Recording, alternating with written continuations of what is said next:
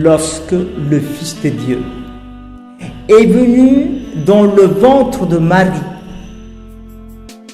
Il était rempli du Saint-Esprit. Marie a été conçue par le Saint-Esprit. Lorsqu'elle était tout petit, un tout petit enfant, un jeune homme, durant toute sa vie, il était rempli du Saint-Esprit.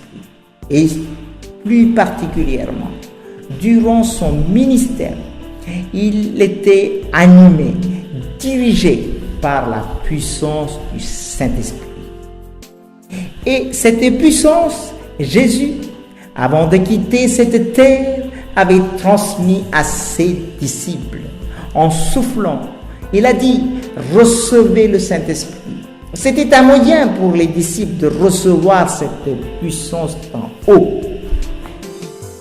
Après son ministère, après sa mort sur la croix et après la résurrection, lorsqu'il est reparti au ciel, les apôtres étaient réunis.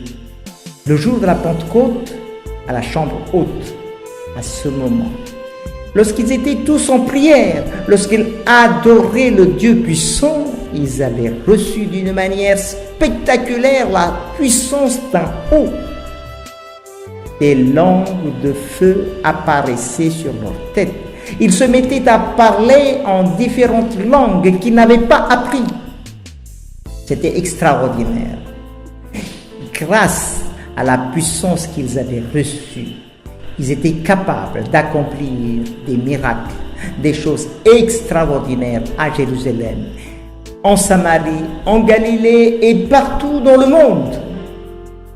Après, dans la croissance de l'Église, dans l'évolution de l'Église, les personnes qui avaient écouté les messages des disciples avaient également reçu le Saint-Esprit par différents moyens. Les disciples imposaient les mains sur les autres. Par l'imposition des mains, ils recevaient le Saint-Esprit. Ils recevaient la puissance de l'amour par l'imposition des mains.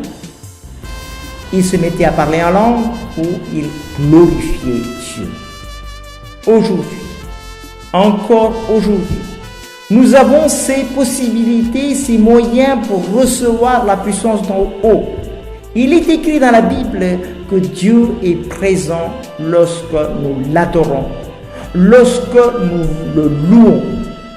Il est possible de sentir, de toucher, de parler, de vivre et de voir Dieu lorsque nous nous mettons à louer dans nos cultes, dans plusieurs endroits. Lorsque les chrétiens se mettent à adorer, à louer le Seigneur de tout leur cœur, Dieu se manifeste. La puissance du Saint-Esprit est visible, est audible, est palpable.